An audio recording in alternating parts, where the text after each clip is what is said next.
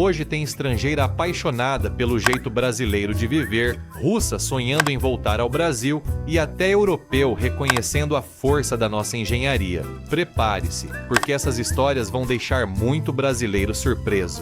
Tem coisa que o brasileiro nem percebe mais porque faz parte da rotina. Mas quando uma estrangeira começa a comparar o nosso jeito de comer, trabalhar e fazer amizade com o ritmo americano, fica claro que ela encontrou no Brasil uma qualidade diferente. 3 things that I love about Brazil. First off, I love how Brazilians take it easy. As most of you know, American life is go, go, go. I mean, our Starbucks open at 4 a.m. and sometimes they're open till midnight. And I cannot tell you how many times I have had breakfast, lunch, or dinner in the car. And that is one thing that I feel like you never see in Brazil. Everybody sits down and takes time to enjoy their meals, and I absolutely love that. Number 2, I love having lunch as the main meal of the day. Here in the United States, dinner is our main meal, and sometimes it's really hard to eat a large, heavy meal and then go to sleep. It's so much better to have your main meal in the middle of the day and you have time to kind of walk it off and digest before laying down. And number 3, I love how friendly and warm the Brazilian people are. It's really easy to make friends, and I feel like Brazilians coming to America feel a little bit isolated because Americans in general are a little bit cold. Here in the United States, it's really common to have to set up something maybe weeks or months in advance to get together with people. And in Brazil, I feel like it's a lot less formal. You can just meet up with people last minute and it's normal. So what do you guys think? Have you been to Brazil? Tell me your favorite things about Brazilian culture in the comments. Ela praticamente acabou de descobrir que almoço pode ser uma experiência e não apenas uma pausa entre compromissos. E essa comparação com os Estados Unidos é interessante. Enquanto lá tudo parece marcado no relógio, aqui ainda existe espaço para sentar, conversar e aproveitar.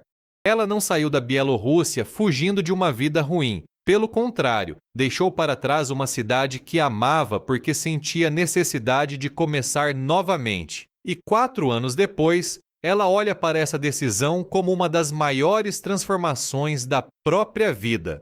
Eu me mudei da Bielorrússia para o Brasil não porque eu não gostava do meu país, muito pelo contrário.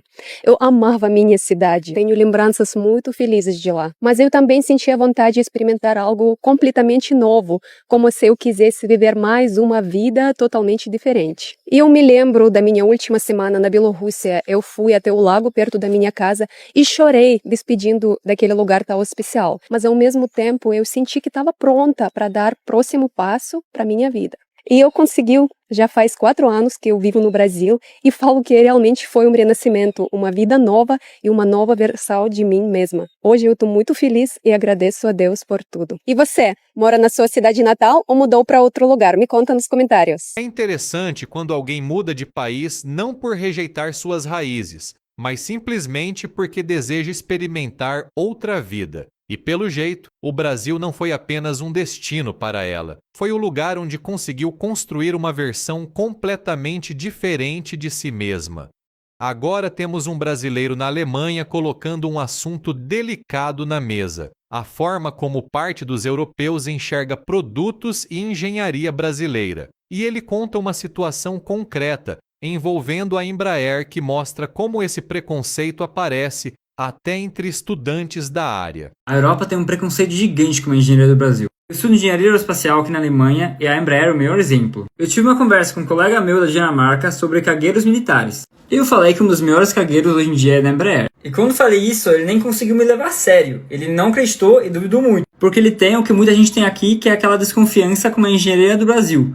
Fala assim, a engenharia do Brasil não deve ser bom, não deve ser barata, deve ser um produto mal feito. Mas aí quando eu trouxe os fatos e comparei com outros cargueiros militares, ele ficou meio que em choque. E é aí que ele finalmente começou a levar a sério esse avião. Mas dá pra perceber que só porque é do Brasil, a galera não confia, a galera não acredita. Quando é uma coisa da Europa, por exemplo, da Airbus, a galera já acredita de primeira. Eu acho isso extremamente injusto. Esse preconceito não se aplica apenas para a aviação, se aplica para muitas outras coisas. Cara, o pior é que no Brasil também existe esse preconceito. Um objetivo desse canal é com certeza acabar com isso, acabar com os vira-lata e acabar com esse preconceito. Me segue pra mais. O mais interessante é que o colega só mudou de opinião depois de ver os fatos. Isso mostra como um produto brasileiro muitas vezes precisa provar 2 vezes sua qualidade. E quando a comparação coloca a Embraer lado a lado com grandes empresas europeias, a conversa muda. Imagina encontrar um gringo na rua e conseguir bater um papo de verdade em inglês, Se você quer chegar nesse nível, confere o curso que eu deixei na descrição. Também tem um QR Code na tela para facilitar. Essa gringa já chegou naquela fase em que os brasileiros estão tentando convencer a própria estrangeira de que ela, na verdade, é brasileira. E ela resolveu responder mostrando documentos, contando sua história e explicando por que aprendeu português por puro amor ao Brasil. Porque você tem certeza que você não é brasileiro? Você tem certeza que você não tá enganando a gente? Vários comentários assim. Mas, gente, eu venho comprovar pra vocês. Bem, que diz aí, América. E o outro, o único outro que eu poderia ter, bem, Equador. Não, eu não sou brasileiro. Sou sabor brasileiro. E é isso que vocês gostam. Então, respeita a gringa, viu? Eu amo o Brasil porque o Brasil me acolheu de um jeito que eu nunca fui acolhida na vida. Toda vez que eu fui pro Brasil, fui tratada com amor, com carinho. Ai, meu marido me conquistou ainda mais. Então, eu aprendi a língua do português brasileiro porque eu realmente amo e vocês têm que ter orgulho de mim.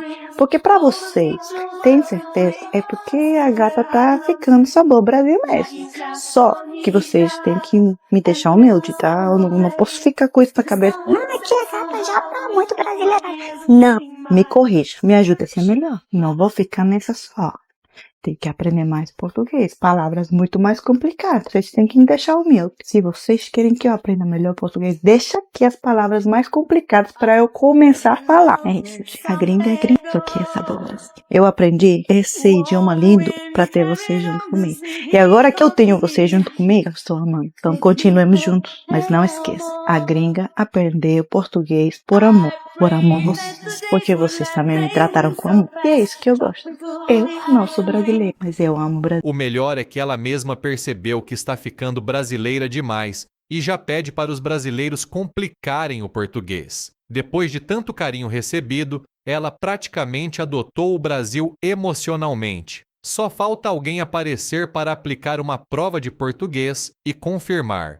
A história dessa russa parece roteiro de filme. Uma adolescente entra em um aplicativo para praticar idiomas, conhece um brasileiro, aprende português, mantém um relacionamento à distância por anos e depois visita o Brasil. Agora, ela só espera terminar a faculdade para voltar definitivamente. Oi gente, hoje eu decidi fazer um vídeo assim, contando um pouquinho mais pra vocês sobre a minha história, tirar algumas das suas dúvidas que eu sempre recebo nos comentários. Quem sou eu? Por que eu tô morando na Rússia? Por que eu não consigo morar no Brasil? O que eu tenho a ver com o Brasil? E também um pouquinho sobre as minhas línguas e meu blog em geral. Eu tenho um vídeo mais longo sobre tudo isso no meu YouTube, se você quiser olhar, o link tá na minha bio, mas aqui bem curtinho. Então, meu nome é Kátia, eu sou russa, eu tenho 21 anos, eu nasci e cresci na minha cidade natal, na Sibéria, chamada Kemerovo. Depois, quando eu tinha 18 anos, eu me mudei para Moscou porque eu entrei numa faculdade pública e na faculdade eu estudo linguística, ensino de línguas estrangeiras, inglês e espanhol. E o que eu tenho a ver com o Brasil? Quando eu tinha 17 anos, eu entrei em um aplicativo para praticar línguas. Aí foi lá que eu conheci o amor da minha vida, um brasileiro, o nome dele é Carlos, e nesse momento eu já tô noiva. Eu comecei a aprender português meio ano ou um ano depois de conhecer o Carlos. Comecei a aprender português com 18 anos. Eu acho que eu atingi fluência depois de um ano e meio. E a primeira vez que eu vi o Carlos foi em 2024.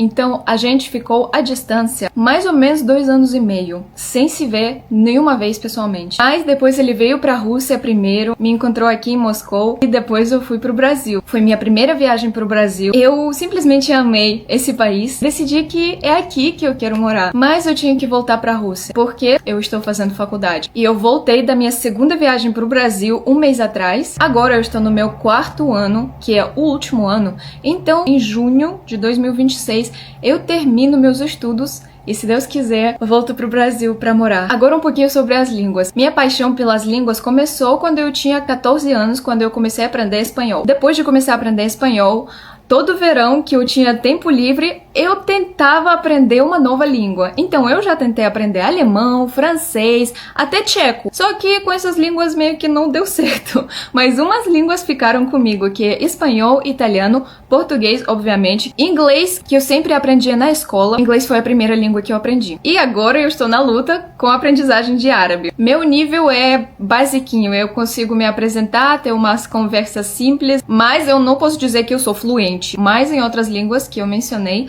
sim, eu me considero fluente. O nível de fluência é diferente. Eu acredito que depois de russo vem o inglês, depois de inglês vem o português, que eu acho que eles estão no mesmo nível praticamente, que é C1, C2, só que eu sei muito mais vocabulário acadêmico em inglês. Eu prefiro falar português, é minha língua favorita, como o Brasil é meu país favorito. Se vocês têm mais algumas dúvidas, podem deixar nos comentários que eu vou tentar responder a tudo. E é isso, gente. Espero que agora a gente se conheça um pouquinho melhor. Beijo. O detalhe impressionante é ela ter aprendido português até alcançar fluência depois de conhecer o namorado. E entre tantas línguas que estudou, português virou a favorita. Pelo entusiasmo dela, terminar a faculdade parece ser apenas a última etapa antes de finalmente começar sua vida brasileira.